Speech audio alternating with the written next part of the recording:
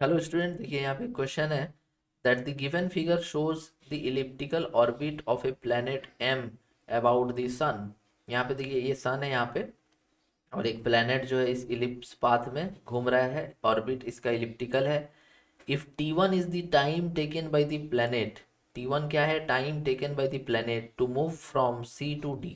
ये जो point C है और यहाँ D है, C से लेकर के D तक जाने में जो समय लग रहा है वो T1 है।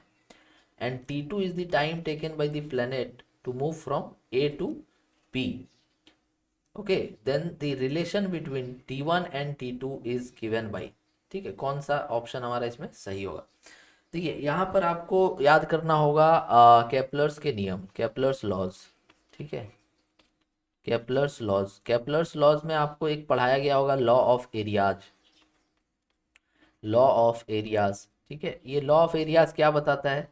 ये लॉ ऑफ एरियाज ये बताता है कि जो भी आपका rate of change of area with respect to time होगा,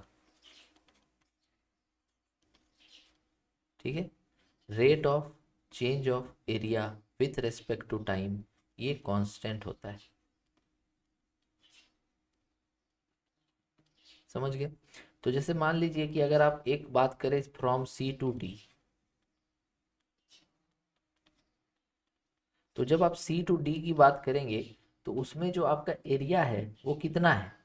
तो देखिए यहाँ एक रिलेशन भी दिया हुआ है, area of S C D, माने कि ये वाला एरिया एस सी डी, ये जो एरिया है ये इक्वल है ट्वाइस ऑफ, इसका एरिया के इक्वल है twice of this area A से बी का। तो मान लीजिए कि एस ए बी का जो एरिया है वो एक्स है, तो एस सी डी का एरिया कितना हो जाएगा? तो एस सी डी का जो एरिया हो जाएगा वो ट्वाइस हो जाएगा एक्स। समझ रहे हैं?